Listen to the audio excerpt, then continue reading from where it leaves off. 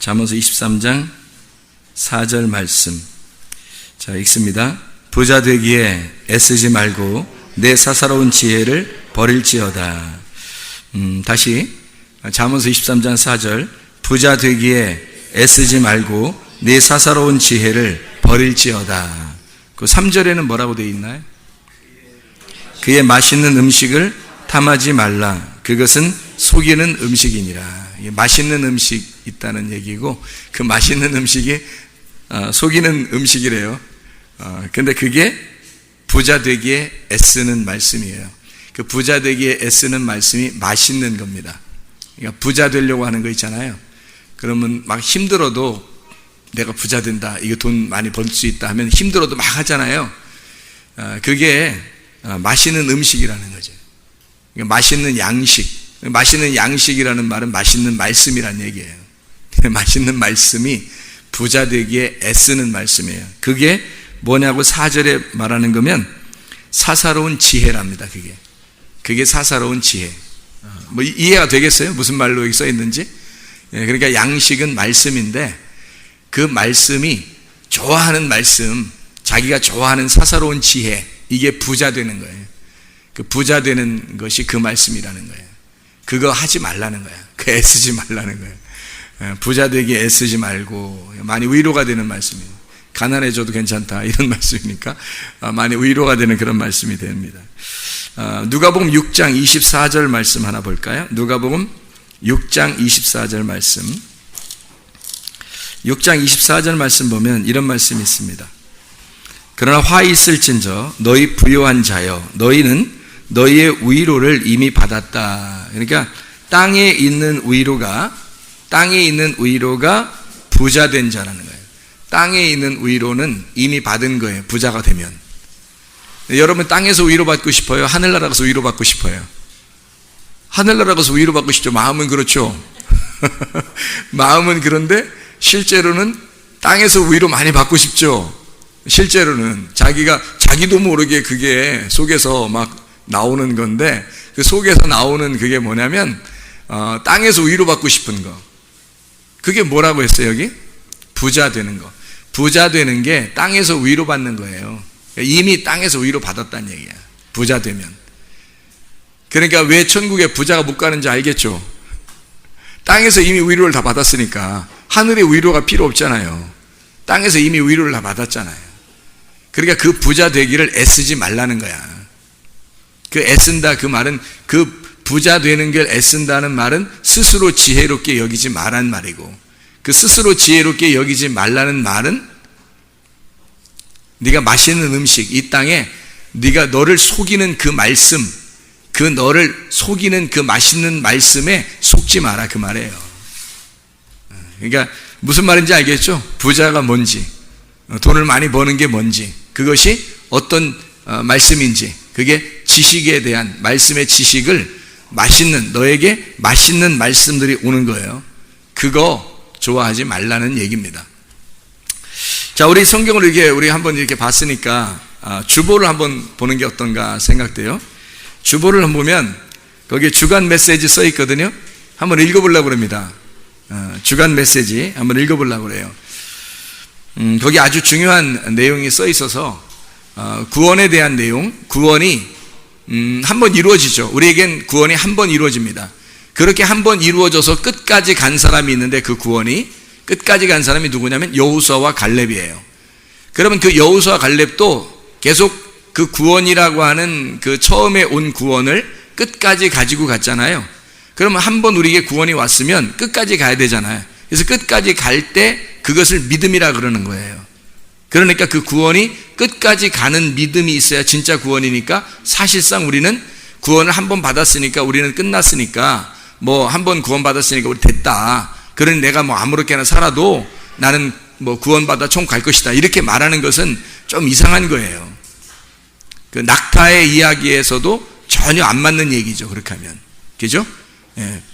그래서 부자는 나귀와 같아서 목이 꺾여 나가야 되거든요. 목을 부러뜨려야 됩니다, 부자들은. 그래야 하나님 받아주셔요. 그러니까 나귀가 낙타가 돼야 되는 거예요. 그래서 가나안 땅에 들어가야 되는 건데, 이것을 과정이에요. 신앙에는 다 과정이 있어서 그 신앙의 과정을 견디지 못하면 저 같은 경우도 얼마나 제 자신에 대해서 실망스러웠겠어요. 제 자신에 대해서. 근데 이 과정을 어느 정도 이렇게 통과하고 나가니까 이 말씀이 이렇게 되어 있구나. 오히려 말씀을 깨닫게 되는 역사가 일어나는 거죠. 그러니까 전화위복된 거예요. 그러니까 내 자신에게서는 정말 실망스러운 사람이고 실패한 사람에 불과했는데 하나님이 그걸 전화위복시켜 주더라는 거죠.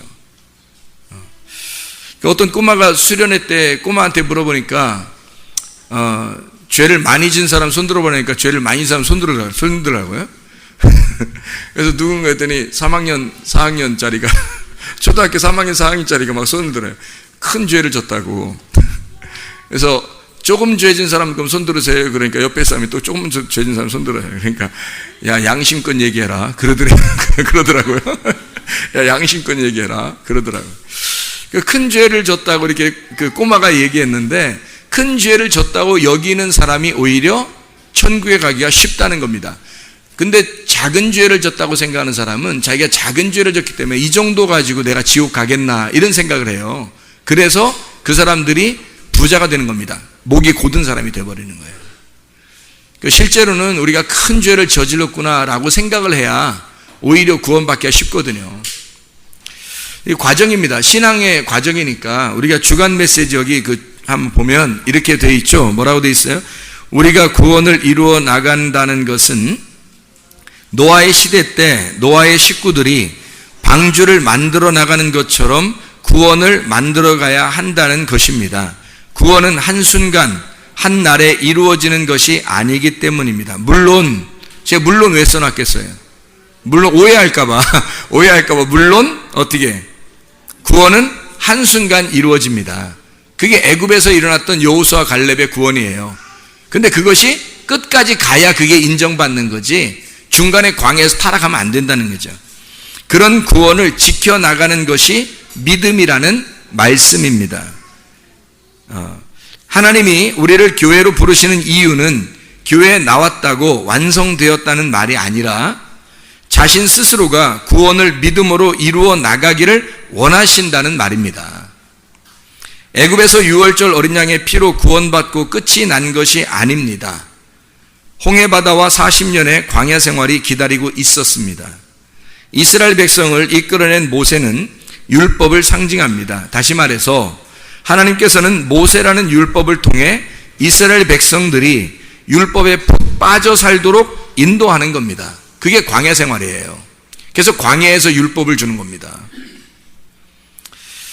율법이 없이는 은혜가 없고 구원도 없기 때문입니다. 율법을 멀리한 자는 미련한 자입니다. 따라서 우리가 지금 교회에 나와서 그냥 대충 신앙생활하고 자기가 편리한 대로 생활하는 사람들에게는 절대 구원이 없는 겁니다. 사람들이 넓은 길을 선택하고 현 시대에 얼마나 많은 사람들이 구원을 받지 못할까 하나님만 아시겠지만 많은 사람들이 넓은 길을 선택하고 살아갑니다. 율법 안에서 간절함을 갖고 있는 사람이 되어야 하나님이 찾아오시는 사람이 되는 것입니다. 구원과 믿음은 한날 한순간에 완성되는 것이 아니라 끝까지 붙들고 가야 완성되는 것입니다. 우리 주 예수 그리스도를 변함없이 사랑하는 자들에게 은혜가 있을지어다. 에베소 6장 24절의 말씀입니다. 결국 나의 믿음이 아니라 그리스도의 믿음이 와야 하는 것이고 그게 갈라디아서 2장 20절이고 내가 육체로 죽었기 때문에 그리스도 하나님의 아들만이 살아계셔서 그 아들의 믿음으로 우리가 살아간다 이런 말씀이 있죠. 그리스도의 믿음은 말씀에 대한 확신, 기쁨으로 오는 것임을 알아야 합니다. 그런데 말씀을 읽지도 않고 듣지도 않고 행하지도 않는 교회 다니는 사람들이 얼마나 많은가. 이러한 시대에 자신의 고집으로 회개치 못하는 자가 아니라 하나님의 거룩함을 따라 오직 말씀과 기도로 거룩하여져서 애굽에서 광야로, 광야에서 가나안으로의 3일길을 그 정상을 향해 달려가는 자들이 되어야 할 것입니다. 광야에서 멸망해버리는 자들이 아니라 광야에서 살아남은 사람 딱 2명, 오직 여호수아와 갈렙처럼 끝까지 완성해 나가고 만들어 나가는 믿음과 구원을 갖고 전진해야 할 것입니다.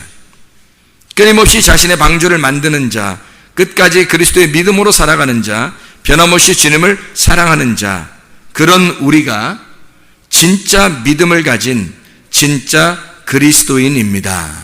아멘. 이렇게 되어 있습니다. 이게 굉장히 중요한 내용이에요. 여러분이 그냥 구원을 받고, 저도 그렇게 생각했으니까, 저도 그냥 뭐 구원 받으면 됐지, 뭐 더 이상 하나님께서 우리에게 요구하시는 게 뭐 있겠어, 은혜로 가는 건데 라고 해서 저도 모르게 그 은혜를 강조하다 보니까 방종하게 되더라는 거죠. 그래도 구원은 받았다고 생각한 겁니다. 근데 성경을 이렇게 보면 볼수록 그 고린도전서 10장에도 이것이 우리에게 거울이 된다, 이 본보기가 된다 그랬죠. 광야에 멸망하는 사람들을 통해서 우리에게 본보기가 된다는 것을 고린도전서 10장 6절에 말씀하고 있거든요. 우리에게 본보기, 이 거울이 된다, 그렇게 말씀했어요. 거기에는 탐욕적인 이스라엘 백성하고, 그리고 누구를 비교하는 겁니다. 모세와 아론. 그러니까 탐욕적인 이스라엘 백성과 여호수아와 갈렙을 비교하는, 탐욕적인 이스라엘 백성과 모세와 아론을 비교하는, 그래서 이렇게 비교하는 거예요. 탐욕적인 이스라엘 백성이 돼서 광야에서 멸망하겠습니까? 아니면 여호수아와 갈렙처럼 돼서 가나안 땅에 들어가겠습니까? 여러분, 어떤 믿음을 가져야 되겠냐는 거예요. 진짜 믿음을 가져야 되겠죠. 우리가 가짜 믿음 가진 사람이 얼마나 많은지 몰라요. 그래서 자기가 진짜 믿음인 줄로 착각하는 거죠. 교회 다녔으니까, 어릴 때부터 교회 다녔으니까 나는 구원받았을 거다, 예수님 영접한다고 고백했으니까 나는 구원받았을 거다, 이렇게 얘기하는, 그 고백이 진짜냐는 거죠. 그 고백이 진짜라면 여호수아와 갈렙도 애굽에서 구원받은 사람이에요. 거기서 유월절 어린 양의 피로 구원받은 사람이기 때문에 거기서 구원받은 것을 변함없이 광야에서 계속 가지고 있었던 사람이 여호수아 갈렙이에요. 한 번도 흐트러진 적이 없습니다. 그리고 가나안 땅까지 들어가죠. 거기서도 흐트러지지 않았어요. 그리고 갈렙이 땅 달라는 거 보세요. 갈렙이 땅 달라는, 그냥 아무렇게나 그냥 땅, 좋은 땅 달라고 그렇게 하지 않았어요. 산지가 있는, 험한 산이 있는 그런 헤브론을 달라고 그래요. 그 말은 자기가 정복해 나가겠다는 겁니다. 그 땅을 정복해 나가겠다. 그 대단한 것입니다. 그런 믿음이 하나님과의 교제라고 하는 그 헤브론, 하나님과의 예배, 하나님과 하나가 되겠다고 하는 그 열망이 대단했던 사람이 갈렙이었습니다. 변함이 없었어요. 한 번도 그러니까 이왕이면 우리도 여호수아와 갈렙처럼도 될 수 있거든요. 여호수아 갈렙처럼 되자, 이런 마음을 가질 수도 있거든요. 근데 하필 사람이 광야에 멸망한 사람처럼 되자, 이게 말이 됩니까? 이게 말이 안 되죠. 여호수아 갈렙처럼, 이왕이면 여호수아 갈렙처럼 살다 가야지, 왜 하필 왜 광야에 멸망한 사람처럼 사냐 이거예요. 말도 안 되는 소리죠. 변함없이 믿음을 가질 수 있는데도 왜 변함 있는 믿음을 가지고 왜 쓰러지느냐 이거예요. 왜 선줄로 생각하는 자는 넘어질까 조심하라. 자기는 이 정도면 됐지 하고 딱 서 있으면 주님의 양들은 벌써 앞으로 가고 있다는 얘기예요. 자기는 서 있어, 그럼 벌써 넘어진 거야. 서면 안 돼요. 양이라고 하는 특징, 양이라고 하는 특징이 뭐라고 그랬어요? 양이라고 하는 특징은 프로바톤이라고 해요. 전진하는 어떤 것을 양이라고 그래요. 전진하는 어떤 것, 이거를 프로바톤, 양이라고 그럽니다. 그래서 우리는 날마다 이 정지해 있는 사람이 아니라, 서 있는 사람이 아니라 날마다 한 걸음이라도 나아가는 사람들을 양이라고 그러니까 우리는 전진해 나가야 돼요. 어디까지? 가나안 들어갈 때까지. 가나안 들어가서도 갈렙처럼 헤브론 땅을 달라고, 자기가 싸워서 정복하겠다고, 그런 사람들이 돼야 돼요. 그게 진짜 믿음입니다. 그게 진짜 믿음을 가진 사람들, 여호수아 갈렙이에요. 그런 사람들이 돼야 되죠. 그래서 저도 이 성경을 이렇게 보면서 성경에 있는 내용들을 저도 잘 몰랐어요. 옛날에는. 아니, 신학교에서 가르쳐 주겠어요? 누가 뭘 가르쳐 주겠어요, 성경을. 그래서 신학교 공부로 따지면 저도 신학교 공부를 많이 했는데, 그런데 그거로서 이게 가르쳐지지 않더라는 거예요. 이게 성경이 깨달아지는 게 이게 아니더라고요. 그걸 통해서는 진짜 회개하니까, 제가 회개하니까 깨달았다 그러니까 이해가 안 돼요, 여러분? 진짜 회개하면 깨달아지는 거예요. 회개하고 깨달은 거예요. 성경에 여러분이 어떻게 이거 성경을 이렇게 해석할 수 있겠어요? 예를 들어서 창세기 38장 같은 유다와 다말, 며느리가 시아버지하고, 그거 어떻게 해석해요, 여러분? 그 어떤 목사님도 해석이 잘 안 돼가지고 헷갈려 하던데, 방송에서 나오는 목사님도, 이게 유다와 다말, 이걸 어떻게 해석할 거냐고, 이걸 생각을 해보시라고요. 이게 안 된단 말이에요. 이게. 유다가 하나님의 사람이에요. 하나님의 사람, 유다가. 하나님의 사람인데, 유다가 어떤 사람이냐면, 이 사람이, 지금 성경 아까 우리가 설명을 한 거로 봐서, 유다라는 사람이 부자예요. 부자. 다말이라는 사람은요, 가난한 자. 우리가 다말이 잘못했다고 생각해요. 사람들은 10중 8구 다말이 잘못했다고 그래요. 다말이 꼬셔서 그렇게 했다고 그러는데, 그게 아니라 사실 그 성경은 전혀 다른 내용을 얘기하는 거예요. 어떤 내용을 얘기하는 거예요? 다말을 통해서 유다가 도움을 받는 거예요.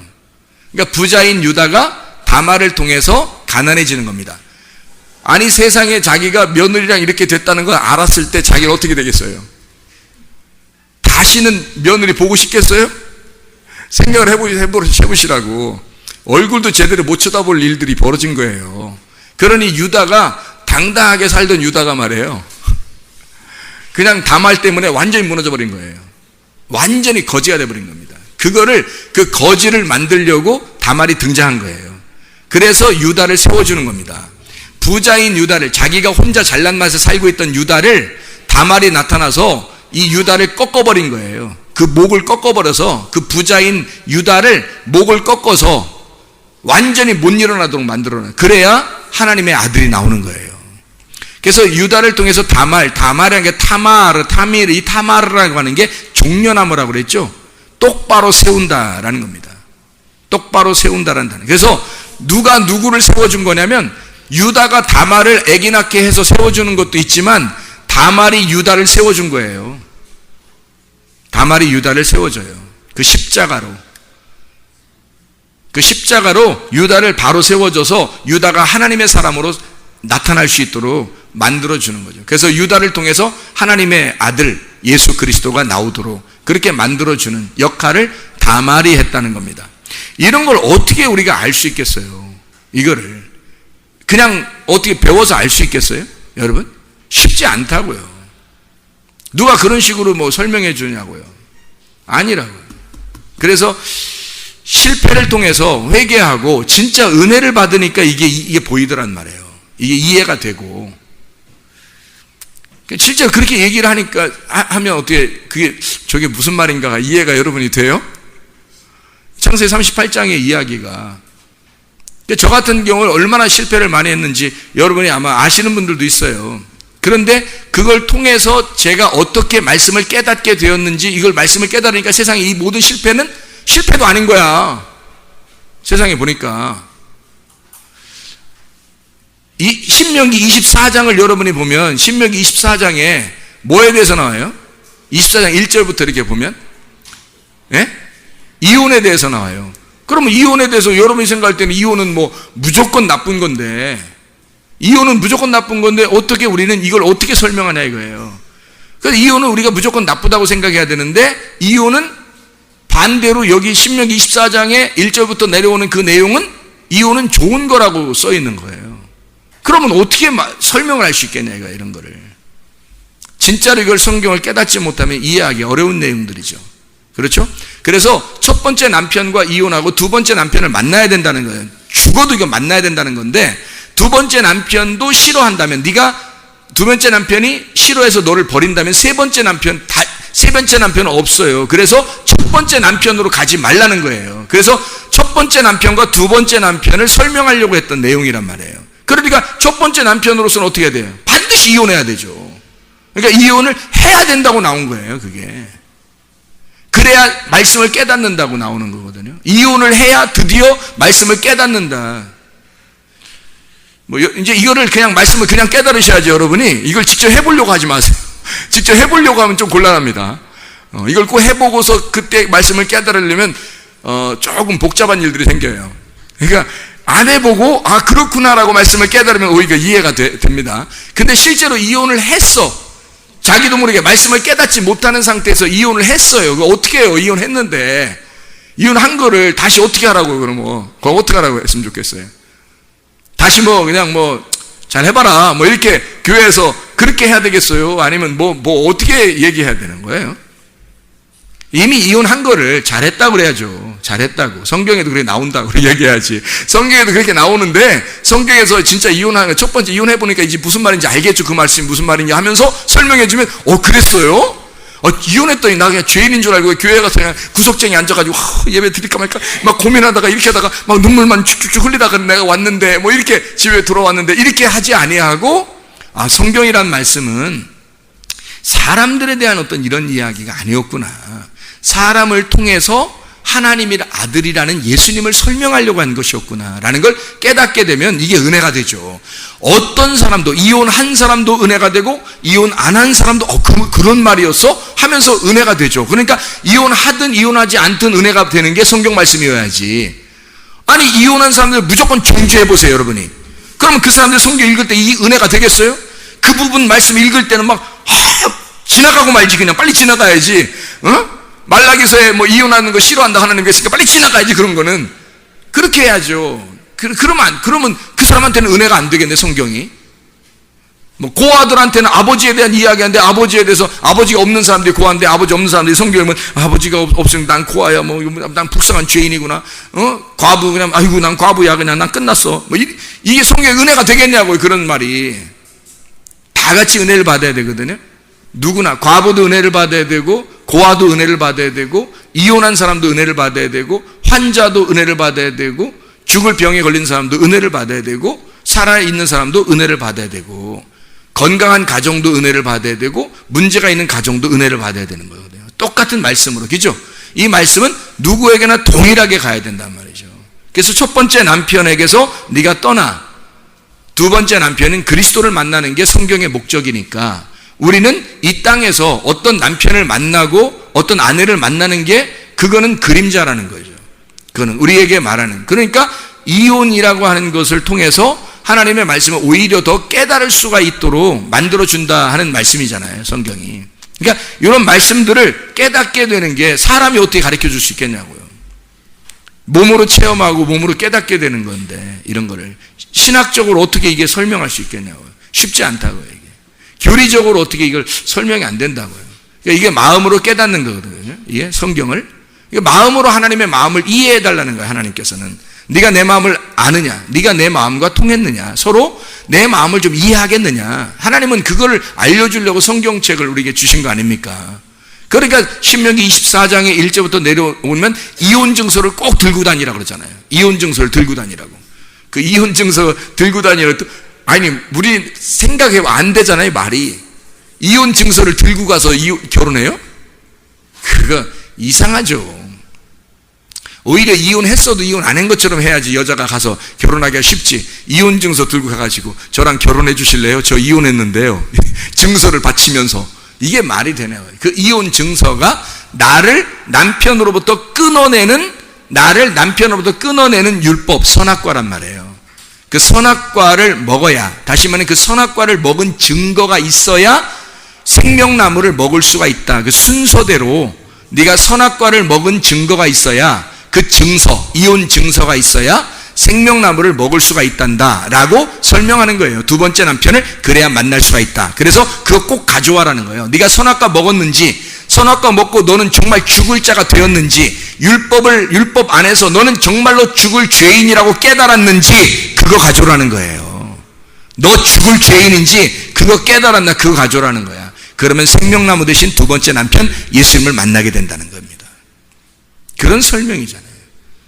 이게 그냥 막 이해가 돼요, 그냥. 이게 막 이해가 된다고. 여기서도 막 이해가 되고, 이게.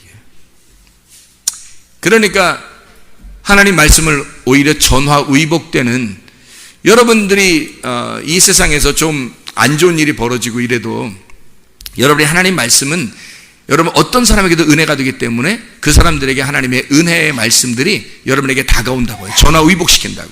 말씀으로. 얼마나 행복한 일이에요. 우리 마태복음 10장 다시 한번 보겠습니다. 마태복음 10장을 우리 설교했던 내용인데요. 마태복음 10장 16절 말씀 한번 보겠습니다. 마태복음 10장 16절 말씀.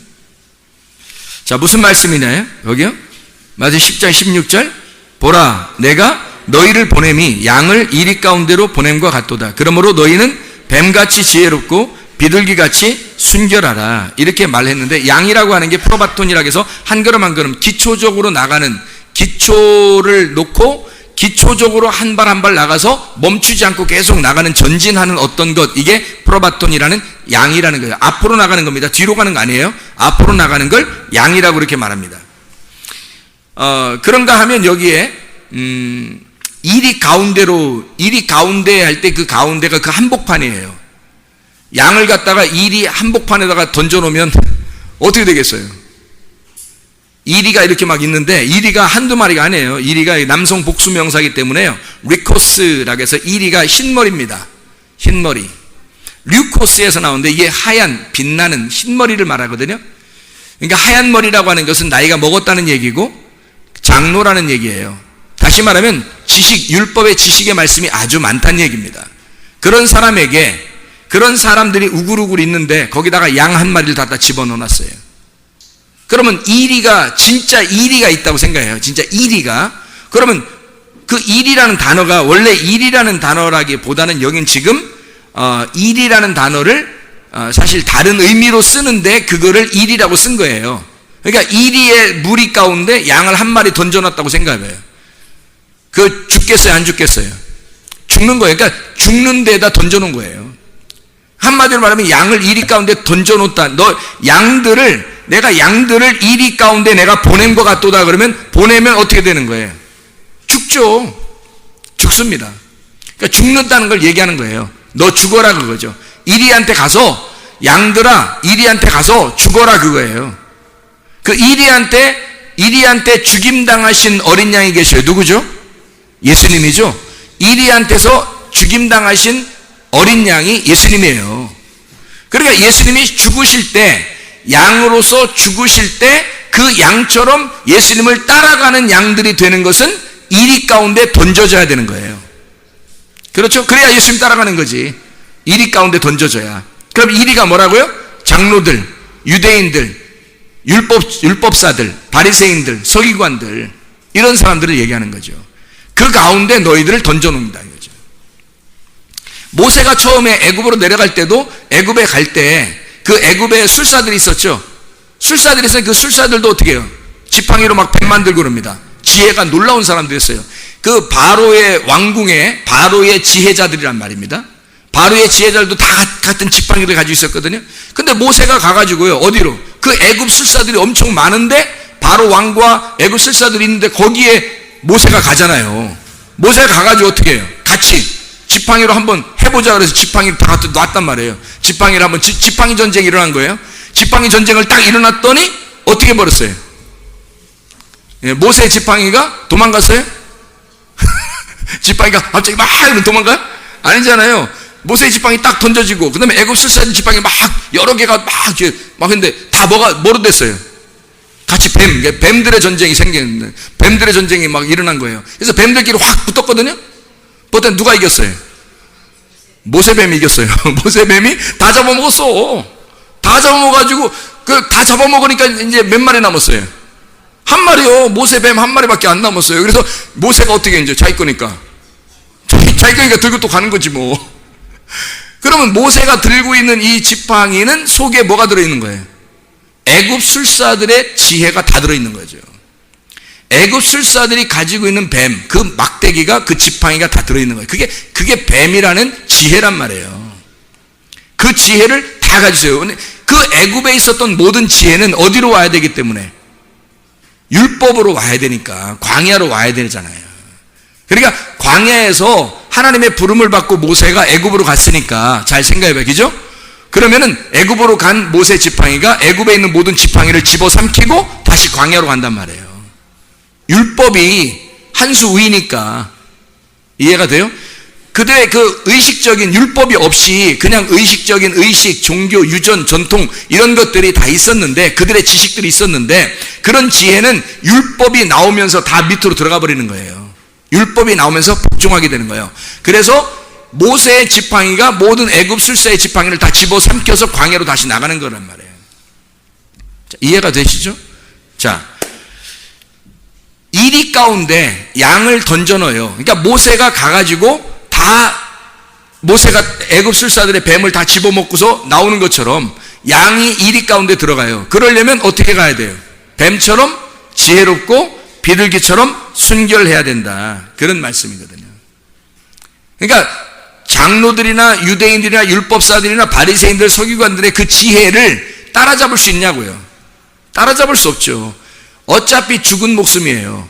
근데 거기에서 만약에 양이 나 죽었어, 걔 죽으려고 들어갔어, 그래서 십자가를 졌어, 어린 양으로 십자가를 졌어, 그랬더니 어떻게? 1위를 승리하는 거죠. 내가 잡아먹기로 들어가면 그 죽음이 무덤 안에서 승리하게 된다는 말이에요. 부활한단 말이에요. 그게 승리라는 거예요. 그래서 양은 1위한테 잡아먹기로 가는 거예요. 그러니까 보낸다 그러는 거지. 그 뻔히 알고서. 아니 서로가 이상한 사람들이지. 생각해봐요. 예수님이 자기 제자들을 갖다가 1위한테 보낸다는 것도 이상하고, 그렇다고 제자들이 또 양인데 1위한테 간다는 것도 이상하잖아요. 자기들이 또 예수님 보냈다고 해서. 그게 죽으러 가는 거지. 그러지 않으려면 뭐 어떻게 가냐고. 이게 말이 안 되는 이야기를 한 거예요. 그래서 거기서 너희들이 뱀의 이야기는 뱀의 지혜를 얘기한 거고 비둘기의 순결함을 얘기한 거예요. 그들은 뭐만 가지고 있어요? 1위들은 뱀의 지혜만 가지고 있어요. 뱀의 지혜라고 하는 것은 이거를 죽이려고 사용하면 간교한 것이 되는 거고, 이거를 살리려고 사용하면 지혜가 되는 거예요. 뱀이라고 하는 게 처음에 나온 게 어디라고요? 창세기 3장에 뱀이 나타나서 선악과 먹으라고 한 거죠. 그 선악과 먹으라고 한 그 뱀이 간교하더라 할 때 죽이려고 한 거겠죠. 선악과 먹고 죽으라고, 그죠? 그래서 아룸이라는 간교, 지혜로운, 가장 슬기로운 게 잠언서에 나오는 모든 아룸이라는 단어는 슬기로운이라는 단어예요. 잠언서에서 우리가 슬기롭게 돼야 되잖아요. 지혜롭게 돼야 된다. 지혜로운 사람이 돼야 된다. 슬기로운 사람이 돼야 된다. 그런 그 얘기 아룸이라는 단어거든요. 그 아룸이라는 단어가 잠언서에 나오는 그 전체가 거의 다 뱀이 가지고 있는 창세기 3장 1절에 뱀은 가장 간교하더라 할 때 그 간교라는 그 말이 아룸이라는 단어예요. 지혜롭다라는 단어예요. 뱀은 지혜롭다. 마태복음 10장 16절에 지혜라는 단어가 프로니모스라는 단어예요. 이 말은 사려 깊은, 슬기로운 이란 단어예요. 신중한 그런 단어죠. 그러니까 선악과 먹으라고 왔던 뱀의 그 지혜와 똑같은 거죠. 슬기로운, 사려가 깊은, 신중한 뱀이 왔던 거예요. 슬기로운 뱀이 왔던 거예요. 그때 사려 깊은 뱀이 왔던 거예요. 우리는 뱀을 무조건 나쁘다고만 생각하니까 성경을 해석을 못하는 거예요. 뱀을 무조건 나쁘다고 하니까. 자, 이게 프로니모스가 푸호렌에서 왔는데 고삐를 매다, 자갈먹이다, 동정 어린 감정을 이렇게 일으키려고 오는 거예요. 지혜라고 하는 단어입니다. 지혜를 가진 그 뱀이라고 하는 게 오피스라는 단어인데요. 오피스. 이게 환상의 선명함이라는 단어예요. 그러니까 해독자죠. 해독자. 이게 뱀인데 오피스라는 단어인데, 이 오피스라는 단어가요, 뭐에서 나온? 옵타노마이에서 왔습니다. 옵타노마이. 이 말은 무슨 말이냐면 잘 주의 깊게 응시하여 본다는 말입니다. 그러니까 뱀이 지혜롭다. 뱀이라고 하는 게 참 지혜롭다 하는 게, 그 뱀이 뭐라고요? 잘 쳐다보는 자예요. 지금도 뱀이 쳐다보고 있어요, 여러분. 이거 잡아 먹어야 되나 말아야 되나 쳐다보고 있는 거죠. 뱀이 잘 여러분 쳐다보고 있어요. 뱀한테 안 잡혀 먹으려면 어떻게 해야 돼요? 눈 똑바로 뜨고 있어야 되겠죠. 뱀보다 더 눈 똑바로 뜨고 있어요. 뱀이 지금 뭐라고요? 눈 똑바로 뜬 자라니까요. 이게 눈 똑바로 떠서 알게 된 게 그게 뱀이에요. 뱀. 옵타노마이. 응시한단 말이에요. 우리가 뱀보다 훨씬 더 똑바로 쳐다봐야 됩니다. 그래야 이기는 거죠. 뱀보다 이게 잘 안 보여. 흐릿해가지고 뱀보다 더 안 보이면 이게 뭘 어떻게 하는 거예요? 잡혀먹지 뭐. 뱀보다 더 흐리흐리하면. 뱀보다 더 반듯하고 분명하고 더 분명하게 영적으로 쳐다볼 수 있어야 되죠. 말씀을. 그렇죠? 뱀이 쳐다볼 수 있는 그 한계가 어디까지냐면 선악과까지예요. 선악과, 율법까지란 말이에요. 근데 율법을 넘어가야 호라우, 하나님의 눈으로 쳐다보게 되는 건데요. 하나님의 눈으로 쳐다보는 건 영적인 눈이 쳐다봐요. 이게 생명나무에 쳐다보는 거예요. 생명나무. 그러니까 선악과까지가 아니라 넘어가야 되는 거예요. 생명나무까지 넘어가야 된다. 자, 그러니까 뱀같이 지혜롭고 어떻게 해야 돼? 그 정도 율법을 알았으면 그 율법 안에서 그 말이에요. 율법을 알고 네가 선악과를 정확하게 알고 하나님 말씀을 선과 악으로 분별해서 이렇게 말씀을 깨달았다면 어떻게? 비둘기처럼 순결하라는 거예요. 비둘기처럼 순결하라는 이 비둘기가 페리스테라인데 그게 비둘기가 여성 주격 복수명사예요. 그 말은 여성은 나를 말하는 거죠. 여성은 나를 말하는 거고 복수니까 복수명사니까 우리들을 말하는 거죠. 우리 모든 여자들, 우리 모든 그 신부들을 말하는 거죠. 그리스도 신부들인 여자 우리들 비둘기처럼 순결해야 된다는 게 그 비둘기, 그 여성 명사. 이게 성령을 말할 때도 마찬가지예요. 성령을 비둘기라 그러잖아요. 그 비둘기가 성령을 의미할 때 그래요. 우리가 성령을 받아야 진짜 비둘기가 되는 거예요. 성령을 받아야 하나님의 비둘기가 되는 거예요. 위에서 내려오는 기름이 되는 거죠. 자, 이 비둘기처럼 순결하라 그래서 아케라이오스라는 단어인데 아케라이오스가 순결하라는 단어예요.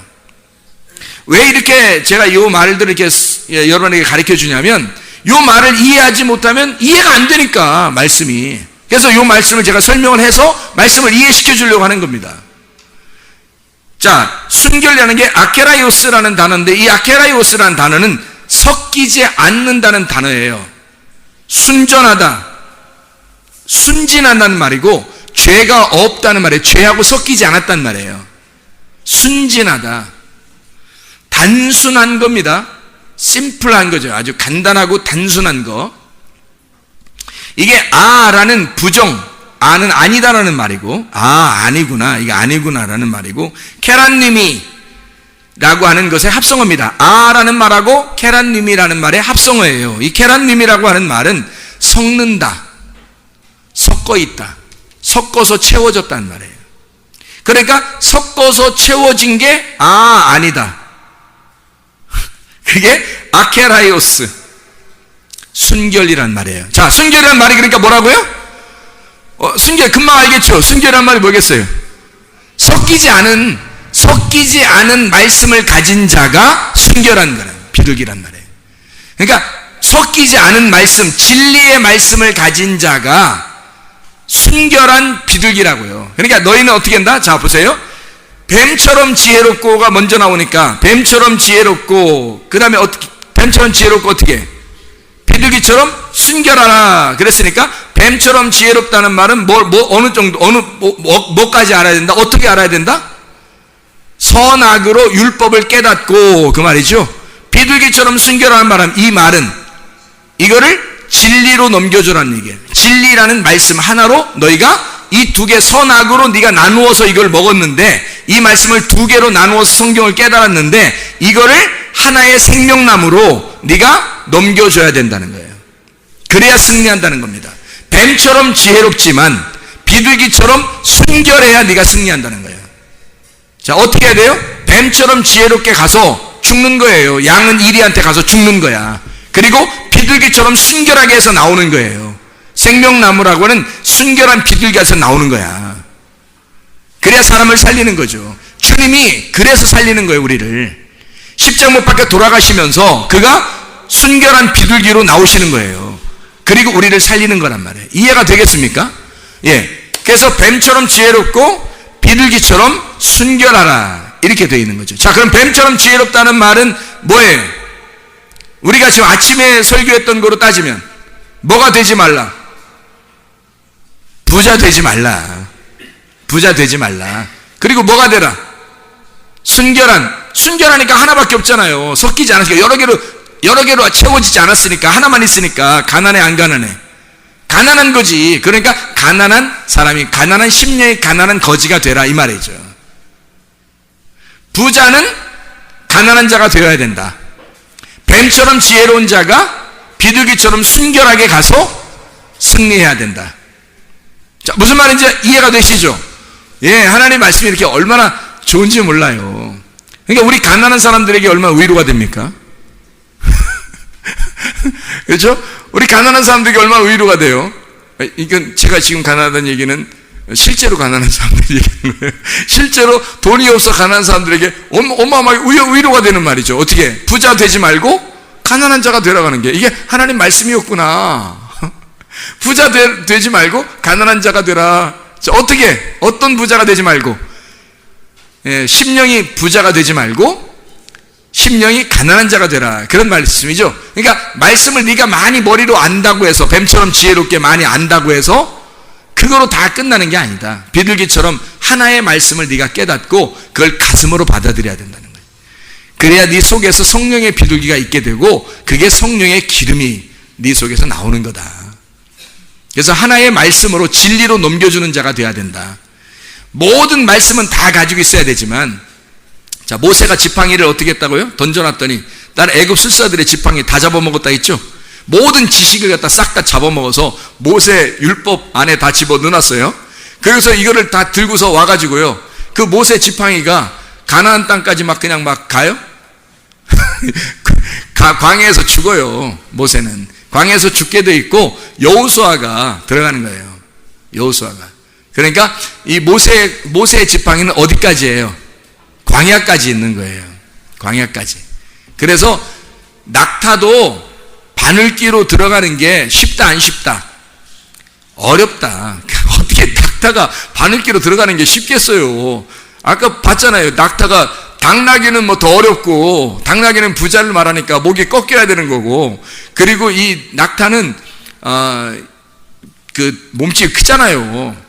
그래서 바늘기로 갱신이 들어가도 이게 잘 안 들어가져요. 이게 쉽지 않아요. 뭘로 들어간다는 얘기니까, 뭘로 가나안 땅 들어가요? 지성소에 어떻게 들어간다는 얘기예요? 니네 낙타로 해도 안 돼. 사실 낙타로 어떻게 들어가기 쉽다 그랬지, 들어간다 그러는 거 아니잖아요. 낙타가 바늘기로 들어가는 게 그래도 부자가 들어가는 것보다 쉽다는 얘기는 한 단계 왔으니까, 애굽에서 광야로 한 번 왔으니까, 여기서 가나안 땅이 가까우니까 그래도 여기가 낫다 이 말이지. 애굽에 있는 당나귀보다 광야에 있는 낙타가 훨씬 낫다 그 말이지. 그 낙타도 못 들어가지 뭘 낙타가 들어가요. 생각해 보세요. 애굽에 있는 술사들이 애굽에 있었는데 모세가 다 잡아먹고 여기 왔잖아요. 광야로 왔는데 거기서 모세가 어떻게 했는다? 거기서도 모세가 죽는다. 그리고 여호수아가 데리고 들어가는 거예요. 어린아이들만 데리고. 그 말은 은혜로 간다는 겁니다. 지성소라고 하는 이 은혜로, 지성소의 문을 열 때 누가 열어줬어요? 휘장이 찢어지는 건 예수가 죽으심으로 열렸다고요. 예수가 죽으심으로 열렸으니까 가나안 땅이라는 이 지성소의 문을 열고 들어가는 건 사실 다 당나귀도 낙타도 아니고 은혜로 가는 거예요.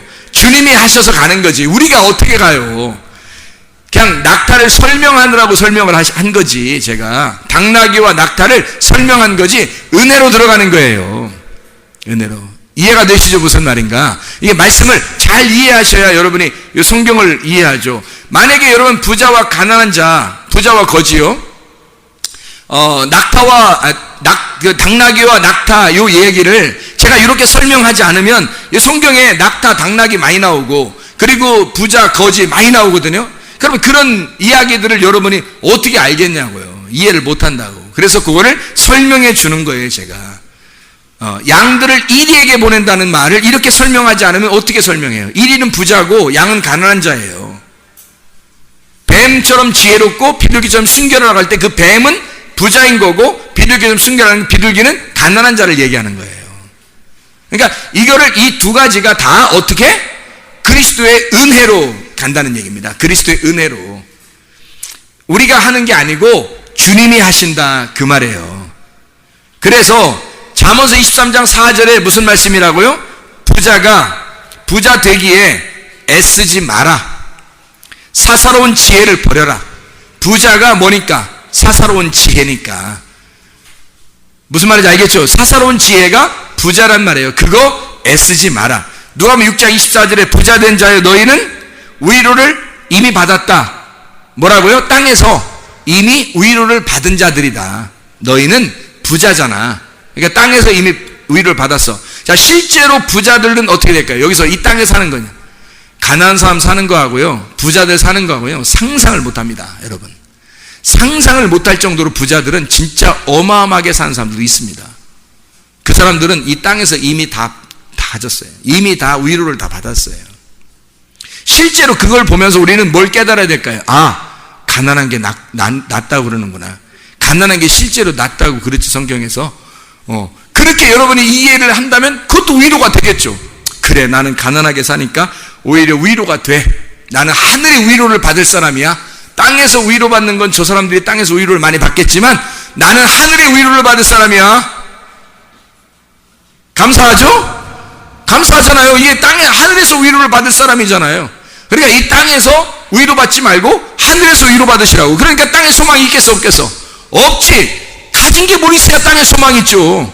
가진 게 없어야 하늘 소망을 갖죠. 그래서 땅에서 자꾸 내버리라는 거야. 자꾸 땅에서 잃어버려서 거지가 돼야 아브라함 품에 들어간다는 거예요. 부자가 너 너무 많이 가지고 있어. 그래서 거지 나사로가 돼야 아브라함 품에 들어간다 그랬죠. 그거야 바로. 부자는 못 들어가요, 아브라함 품에. 거지가 돼야 들어가는 거예요. 몸이 가벼워져서 이렇게 올라가는 거예요. 몸이 너무 두꺼워 미련하고 어리석은 이게 돼지란 말이에요. 못 올라가. 이게 잘 못 올라가. 이게 붕붕을 떠야 되는데 가볍게 돼야, 이게 가볍게 돼야 뭐 없어야 올라가지 이게. 그래서 하나님, 예수님도 다 그러는 거야. 살 좀 빼. 그게 부자 되게 애쓰지 마라, 그 말이거든요. 부자 되게 애쓰지 마라. 너 너무 무거워 돼지 같아가지고 못 올라가는 거야. 자, 실제로 우리가 살찐 사람들을 비난하는 얘기일까요? 뭐 조금은 그래요. 그런 말이 아니라 사실 어떻게 해요? 심령이 부유한 사람을 얘기하는, 심령이 부유하니까 못 올라간다는 거야. 심령이 가난해져야 하늘나라 올라가. 하늘나라에 소망 갖고 이 땅에서 위로를 안 받죠. 하늘나라 위로 받는다는 그런 이야기입니다. 자, 우리 야고보서를 한번 찾아볼까요? 야고보서 5장 1절부터 6절까지 말씀을 한번 보면 이렇게 나와 있습니다. 야고보서 5장 1절부터 6절까지 말씀이에요. 들으라, 부한자들아, 돼지들아, 그 말이에요. 돼지들아, 부자들아, 너희에게 임할 고생으로 말미암아 울고 통곡하라. 너희 재물은 썩었고 너희 옷은 좀 먹었으며 너희 금과 은은 녹이 쓸었으니 이 녹이 너희에게 증거가 되며 불같이 너희 살을 먹으리라. 너희가 말세에 재물을 쌓았도다. 보라, 너희 밭에서 추수한 품꾼에게 주지 아니한 삭시 소리 지르며 그 추수한 자의 우는 소리가 만군의 주의 귀에 들렸느니라. 너희가 땅에서 사치하고 방종하여 살육의 날에 너희 마음을 살찌게 하였도다. 돼지들아, 그 말이에요. 너희는 의인을 정죄하고 죽였으나 그는 너희에게 대항하지 아니하였느니라. 의인이 누구예요? 예수님이에요. 가난한 자 예수. 그 가난한 자 예수를 죽였다. 너희 부한 자들이 죽였다는 거예요. 그 부한 자들이 뭐가 부하다는 얘기예요? 재물이 많이 쌓아진, 그 재물이 뭐라고요? 부자, 사사로운 지혜를 가진 자들, 율법 안에서 율법이 충만한 자들, 이런 사람들이 예수라는 가난한 자를 죽였다. 그는 아무 말도 하지 않고 죽임당했다. 왜? 우리의 문을 열어주려고, 지성소로 통과하는 그 문을 열어주려고, 은혜의 문을 열어주려고 그분은 아무 소리 아니하고 죽으셨다는 얘기입니다. 자, 이해가 되겠어요? 놀라운 얘기들이죠. 마태복음 5장 3절의 말씀에 심령이 가난한 자가 뭐가 저희 것이라고요? 천국이 저희 것이라고.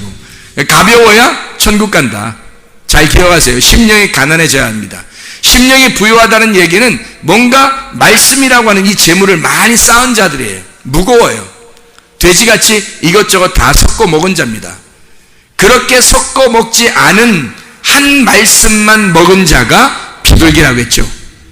그 비둘기, 순결한 비둘기, 진리의 말씀의 비둘기란 말이에요. 그래서 성령이 오시면 너희를 뭘로 인도한다?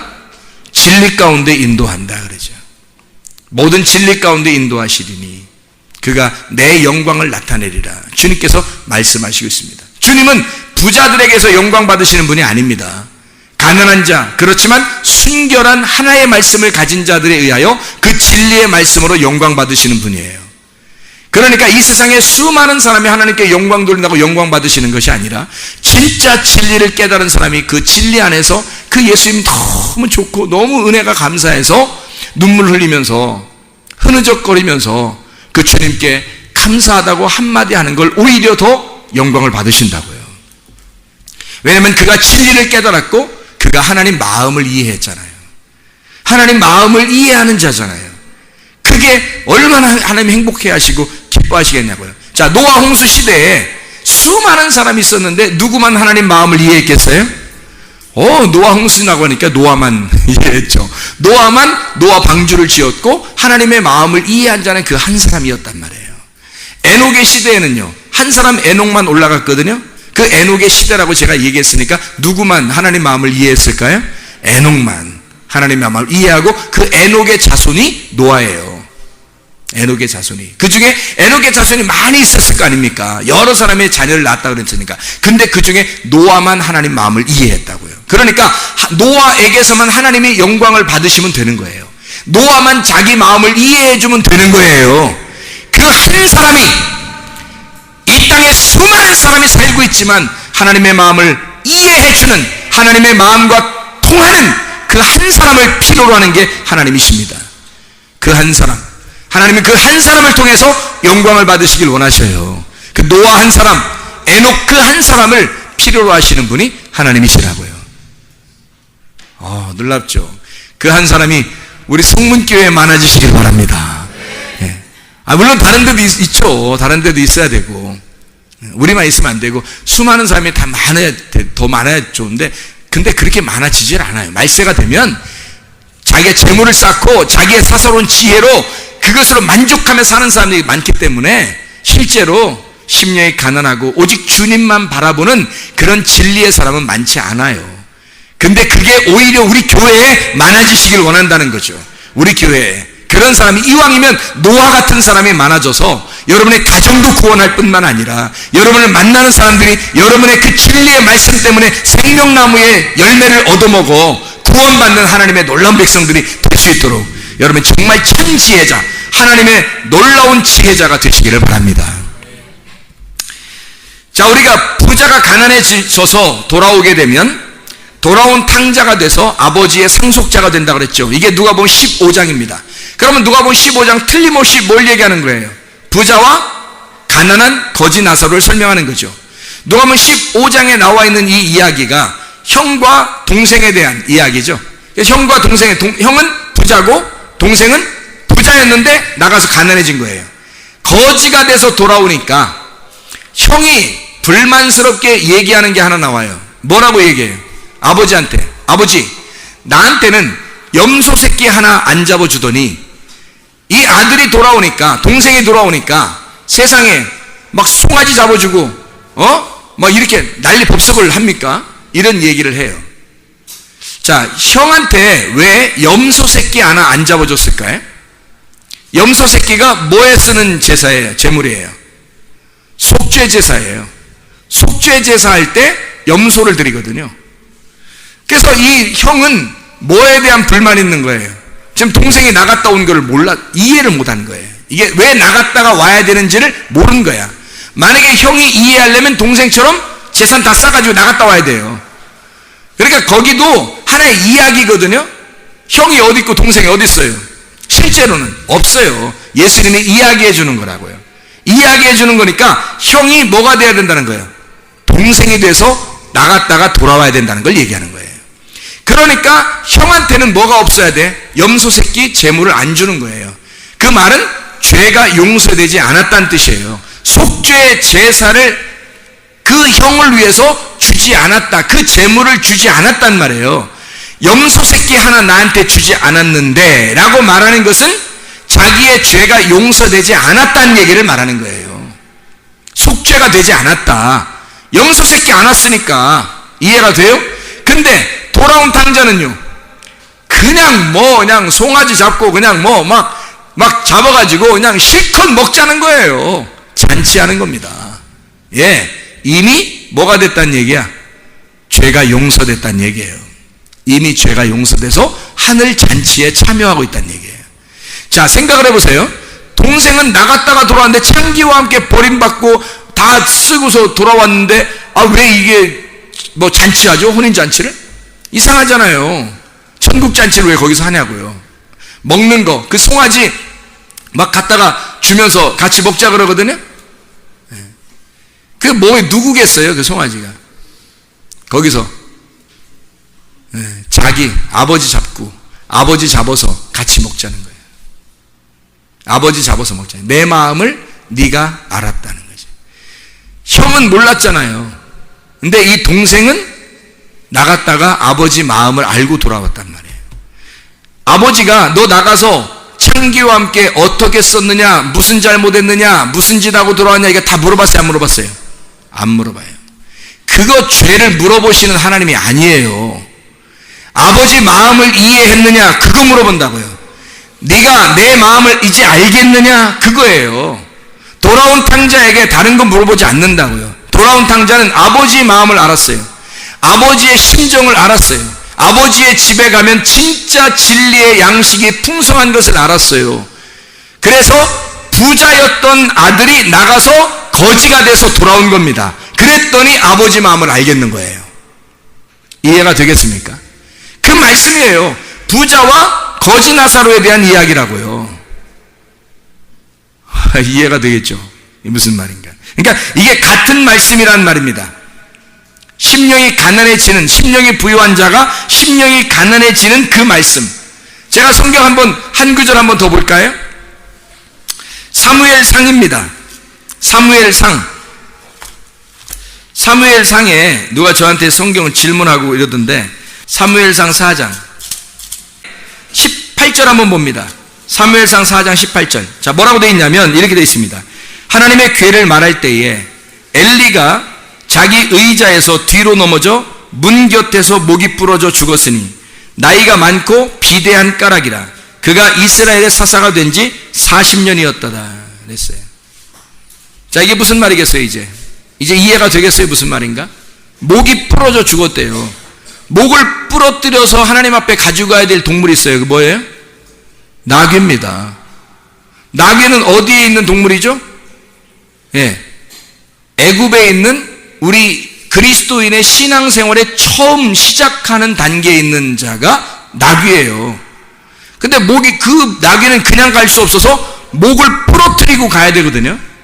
하나님 앞에 가려면 목을 부러뜨리고 가야 된다고 이야기했죠. 출애굽기 13장 13절에. 그렇죠? 출애굽기 13장 13절에 목을 부러뜨리고 가라고 했잖아요.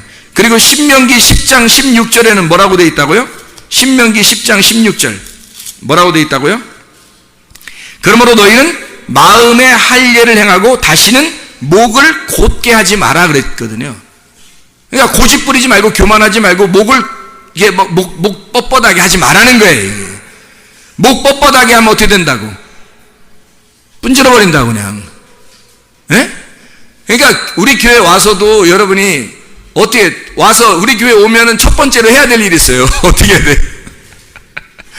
뭐 하는 일이 있어요. 우리 교회 오면은 뭐 해야 돼? 첫 번째 오자마자 목 분질러지는 일을 먼저 해야 돼요.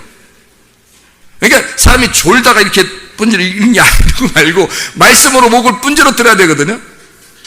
목을 먼저 분질러뜨려야 이게 시작이 돼요.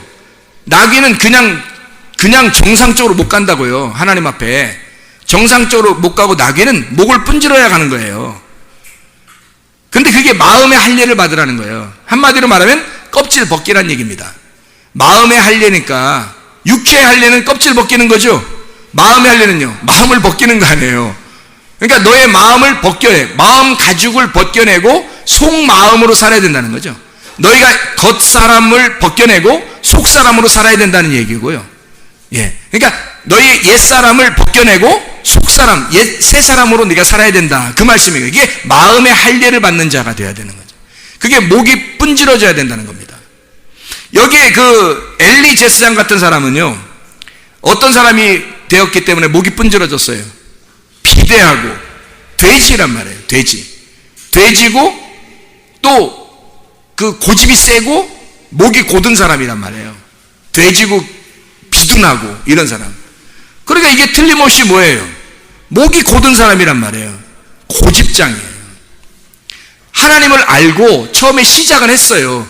예수는 믿는단 말이에요. 하나님을 믿는단 말이에요. 근데 이 믿는 사람이 그 당시에 엘리 제사장이 목이 분질러져 죽었더라. 끝 하면 돼요. 왜냐면 엘리 제사장이 여기 써가지고 엘리 제사장의 자손들이 있을 텐데, 자손들이 계속 그 조상의 그 엘리 제사장이라는 조상이 계속 뭇분지러 죽었다는 이 얘기를 계속 읽으면 기분 좋을까요? 그거 지워놓고 싶을 거 아니에요. 근데 이 이야기가 계속 전달해 내려줘 와서 우리한테까지 왔단 말이에요. 그러면 이 말씀은 우리한테 쓴 얘기지. 그렇죠? 우리한테 쓴 얘기니까 너희가 고집 부리지 마라. 목이 딱딱하게 되지 마라. 교만하지 마라. 목을 좀 곧게 하지 마라. 목 부드럽게 돌려라. 이렇게 목 좀 부드럽게 좀 자꾸 돌려. 이렇게 목 운동도 좀 하고 이렇게 그런 얘기겠어요?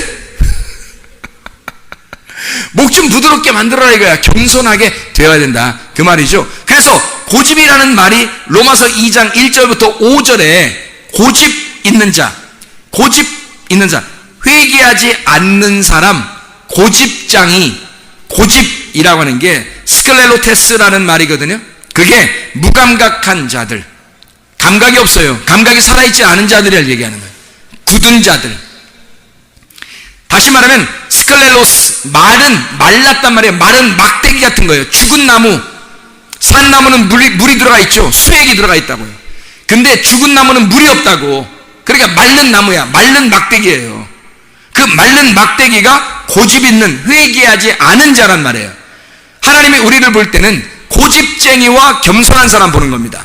하나님이 이 땅의 모든 사람 중에서 두 종류가 있는데, 하나는 고집이 있는 거, 아니면 겸손한 사람. 만약에 여러분이 어느 날 지옥을 갔어요. 여러분이 그러면 하면 안 되지. 겸손해서 다 천국 가시길 바랍니다. 근데 만약에 여러분이 혹시 여기에 우리 교회를 다니다가 지옥에 갔다 그러면 당신은 고집장이에요. 그 사람이 엄청 착했는데요, 그거 다 소용없어요. 다 고집장입니다. 그 사람은 고집이 셌던 사람이에요. 그 사람은. 그러니까 지옥 가는 거예요. 하나님은 우리를 보실 때 인간의 모든 종류 중에 고집장이와 겸손한 사람 이렇게 봅니다. 그러니까 교만한 자와 겸손한 사람, 이게 딱 보이는 거예요. 회개하지 않은 사람과 회개한 사람이 보이는 거예요. 하나님 보실 때는 이 두 종류밖에 안 보인다니까요. 이 땅에서 회개하지 않은 사람은 고집 피는 사람이야. 교만한 사람이에요. 목이 곧은 사람이에요. 회개한 사람, 마른 막대기가 물이 들어가서 살아있는 나무가 돼야 돼. 물이 안 들어가면 죽어있는 나무예요. 그러니까 틀림없이 어떤 사람이 겸손한 사람이에요. 어떤 사람이 고집 있는 사람이고, 말씀 없는 사람이 고집 있는 사람이요. 말씀 있는 사람은요, 진리의 말씀이 여러분 속에 들어가게 되면 반드시 여러분을 살리고 여러분을 겸손하게 만듭니다. 여러분에게 수액을 집어넣는다는 말은 살아있는 나무가 된다는 말이고, 여러분 반드시 회개한 사람이 돼야 된다는 얘기고, 그 사람은 겸손한 사람이죠. 주님의 은혜가 있는 사람이에요. 하나님 말씀이 들어간 사람, 그 물이 들어간 사람, 하나님의 물이 들어간 사람이에요. 근데요, 고집장이들은 물이 안 들어갔어요. 마른 막대기입니다. 죽은 거예요. 여러분, 살아있으나 살아있지 않은 걸 말합니다. 하나님을 인식하지 못하는 사람, 하나님을 알지 못하는 사람, 그 하나님을 알지 못하는 그 죽은 자에게서 너희는 벗어나라 하면, 그 벗어나는 것이 어떻게 될 때 벗어나는 거예요? 죽어야 벗어나는 거예요. 너희가 인식하지 못하고 하나님을 깨닫지 못하고 알지 못하는 그 죽은 자처럼 살아가는 너희가 죽어야 살아나는 거란 말이에요. 벗어나는 거라고. 그 죽은 자라는 너희가 하나님의 말씀을 인식하지 못하는 거기에서 떠나라 이 말이야. 그 말은 떠나는 것이 죽는 거거든요. 이해가 됩니까? 하나님의 말씀을 깨달아서 우리가 벗어나야 된다 그 말입니다. 생각을 해보세요. 잠언서 29장 1절 말씀에 자주 책망을 받으면서도 목이 곧은 사람은 갑자기 멸망을 당하되 구원할 자가 없느니라. 갑자기 멸망을 당해도 구원할 자가 없느니라. 왜? 목이 곧아 있기 때문에 그래요. 자주 책망을 받는다면 매일 혼낸다 그런 말이 아니에요. 하나님 말씀을 깨닫게 해준단 말이에요. 하나님 말씀을 가르쳐 준단 말이에요. 이렇게 가르쳐 주고 말씀을 깨닫게 해주고 이렇게 이해시켜 주려고 하는데도 계속 목이 곧은 사람이 있어요. 그런 사람은 갑자기 멸망한다. 구원할 자가 없다는 겁니다. 애굽에서 출발했으면 우리는 광야에서 자기 자신을 늘 하나님 앞에 내려놓고, 나를 선악과의 말씀으로, 그 율법의 말씀으로 나를 쳐서 내가 죽어 애굽에서 나와 있는 이 광야에서 애굽의 삶을 다 죽여야 되는 거예요. 그게 광야 삶이라고요. 그럼 가나안 땅에 들어가면 광야의 삶을 또 다 죽여야 돼요. 광야의 삶을 죽이고 가나안 땅에 들어가 살아야 돼. 그래서 가나안 땅에 들어가고 나면 뭐가 있어요? 가나안 땅에 들어가면 만나가 내려요, 안 내려요? 안 내려요. 광야의 삶을 접으란 얘기야. 완성된 하나님의 생명나무는요, 우리가 만들어 먹어야 되는 거예요. 만들어 먹어야 돼. 광야에서 그냥 하나님이 주시는 이거로는 계속 갈 수 없는 거예요. 가나안 땅에 들어가면 우리가 만들어 먹어요. 만나는 끝이고 뭐가 있냐면 볶은 곡식이 있어요. 만나는 끝이고 볶은 곡식이 있어요. 볶은 곡식은 어떤 걸 볶은 곡식이라 그러죠? 뭘로 볶아요? 뭘로 볶아요? 불로 볶아요. 불로 볶아. 불로. 그래서 불로 볶아서 그 곡식을 먹으라는 거예요. 그 말은 뭐예요? 하나님의 빛, 하나님의 성령, 하나님의 진리의 말씀으로 너를 볶아서 살게 해라, 그 말이에요. 하나님의 말씀을 불로써 성령의 충만한 말씀으로, 진리의 성령의 진리의 말씀으로 살아라. 하나님이 그냥 내려주신 만나, 위에서 내려주는 그 너희들에게 보여지는 그거 말고 네가 만들어 먹어야 되는 거, 네가 농사짓고 네가 만들어 먹어야 되는 거 있어요. 그게 우리가 구하고 우리가 찾고 우리가 두드려야 할 그 말씀이란 말이에요. 그 진리의 말씀은 불로써 볶아서 먹어야 된다는 거예요. 다시 말하면 하나님의 성령이 충만해야 이 말씀이 깨달아지는 거고, 하나님 말씀의 성령, 그래서 성령을 구하라고 되어 있는 거예요. 누가복음 12장 13절에 너희가 성령을 구하라. 아버지께서 좋은 것을 아들에게 줄 줄 알거든 하물며 하늘에 계신 아버지께서 너에게 성령을 주시지 않겠느냐. 좋은 것이 아버지 하나님이 가지는 그 성령, 자기 자신을 주겠다는 거예요. 자기를 먹고 잔치하자는 거야. 자기를 먹고 잔치하자는 거야. 이 아들에게 혼인잔치에 예복을 입지 않은 사람이 들어와요. 그러면 그 예복을 왜 입지 않았느냐 막 혼냅니다. 근데 예복을 입고 들어왔어요. 그러면 어떻게 해요? 혼인잔치에 예복 입고 들어오면 아버지가 자기 양식을 주고 같이 먹어요. 같이 먹죠. 다른 사람 양식은 없어요. 여러분 교회 와가지고 우리가 다른 말 듣습니까? 만약 우리 교회에서 다른 말 해요? 사사로운 여러분의 지혜, 사사로운 지식을 위해서, 여러분의 사사로운 지식을 돕기 위해서 말씀을 증거해요? 아니에요. 순전히 누구 말씀만 증거해요? 아버지 말씀만 증거한다고요. 아버지 양식만 먹는다고요. 우리 양식이 아니라고요. 사람 양식 먹는 거 아닙니다. 하나님 양식을 먹는 거예요. 사람의 양식이 아니라 아버지의 양식을 먹으러 오는 거예요. 여기에. 그렇죠? 그러니까 여기에는 송아지를 잡고 잔치하는 장소라고요. 여기가 하나님 아버지를 놓고 우리가 같이 먹자는 겁니다.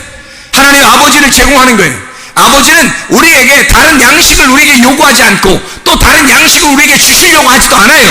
아버지는 자기를 먹어달라는 겁니다. 나를 먹어야 너희가 영생한다. 그래서 나를 먹으면서 서로 교제하자는 거예요. 이게 서로 하나가 되자. 그래서 아버지가 우리의 속에, 몸속에 들어와서 아버지가 우리의 속에서 하나가 되겠다는 겁니다. 어린 양 대신 예수 그리스도의 피가, 어린 양 대신 예수 그리스도가 성전이 되셔서 신부인 예루살렘 성, 새 예루살렘 성이 되어 새하늘과 새 땅이 되는 그 새 예루살렘 성 속에 어린 양 대신 성전이 들어가 있는 거예요. 그 안에 예수 그리스도가 죽으심으로 그 양식이 되어서 아버지의 양식을 우리에게 주셔서 그 양식을 먹고 내 속에 들어가서 나와 하나가 돼서 영생하는 겁니다. 그러니까 우리 자신들이 교회라고 하는 건 내가 주님을 따라가서 내가 죽고 교회로 하나가 되는 거죠. 그리스도의 몸, 하나님의 성전이 되는 거죠. 하나님의 새 예루살렘, 하늘나라에 있는 새 예루살렘이 되는 것입니다. 이게 그런 하나님의 말씀이 우리의 속에 계속해서 깨달아져서 나귀의 삶은 목이 꺾여, 다시 말하면 예수 그리스도를 주인 삼고 태우기 전까지는 목이 꺾여 나가야 되는 거예요. 그래서 목이 부러지는 겁니다. 목이 부러지는 사람, 엘리 제사장, 어떤 사람이기 때문에 목이 부러졌어요? 부자니까 목이 부러지는 거예요.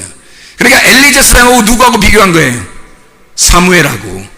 사무엘은 상대적으로 어떤 사람이에요? 가난한 자예요. 사무엘은 가난한 자고 엘리는 부자란 말이에요. 부자의 목은 꺾이는 거고, 꺾여서 죽는 거고, 사무엘이 엘리 제사장이 죽어야 사무엘이 나오는 거예요. 만약에 엘리 제사장이 안 죽고 계속 살아있다면 사무엘은 못 나옵니다. 왜냐하면 그 나라의 제사장은 엘리 제사장이 대표예요. 그러면 이 엘리 제사장 대표인 엘리 제사장이 살아있는데 사무엘이 어떻게 나옵니까? 생각해보세요. 엘리 제사장이 다 모든 제사를 주관하는데 엘리 제사장이 목이 꺾여 죽어야 사무엘이 나오는 거예요. 그 말은 우리의 속에, 우리 마음 속에 뭐가 있다는 거야? 부자가 목이 꺾여 죽어야 사무엘이라고 하는 겸손한 가난한 자가 나온다는 얘기예요. 사울의 목이 꺾여야 다윗이 나오는 거란 말이에요. 이해가 되겠습니까? 예. 그래서 목이 꺾이는 자와 그 다음에 나오는 가난한 자를 설명하는 얘기죠. 부자와 거지 나사로를 설명하는 것입니다. 그러면 이게 목이 꺾여야 돼요? 목이 잘려야 돼요? 우리가 아예 잘려야 돼요. 요한계시록 20장 4절의 말씀 봅니다. 요한계시록 20장 4절. 또 내가 보자들을 보니 거기에 앉은 자들이 있어 심판하는 권세를 받았더라.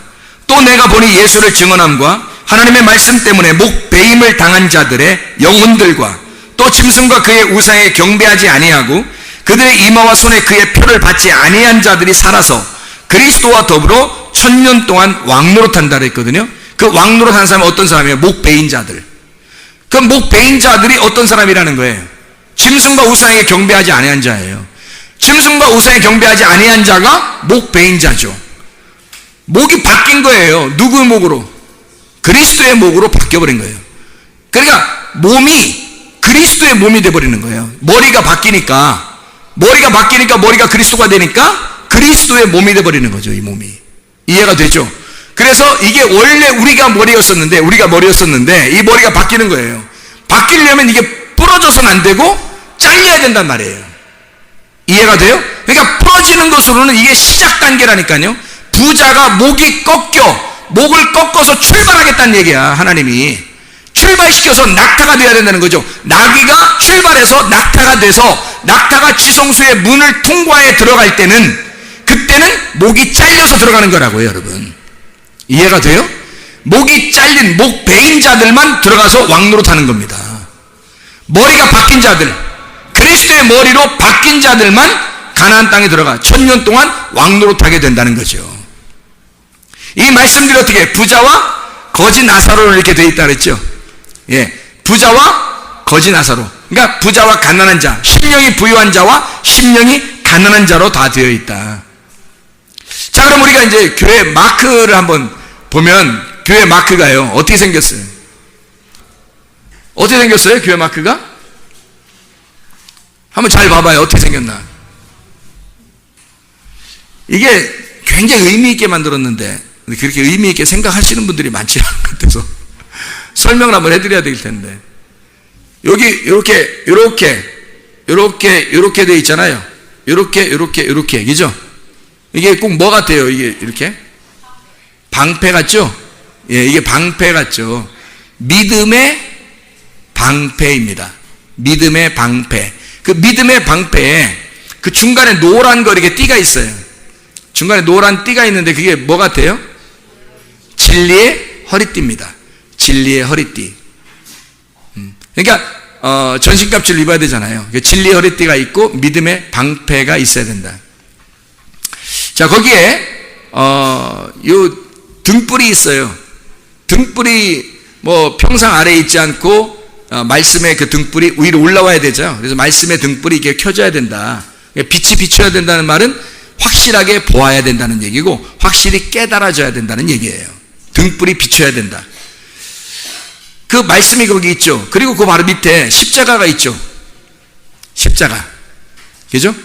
그러면 그 십자가 양쪽으로 뭐가 있어요? 십자가 양쪽으로?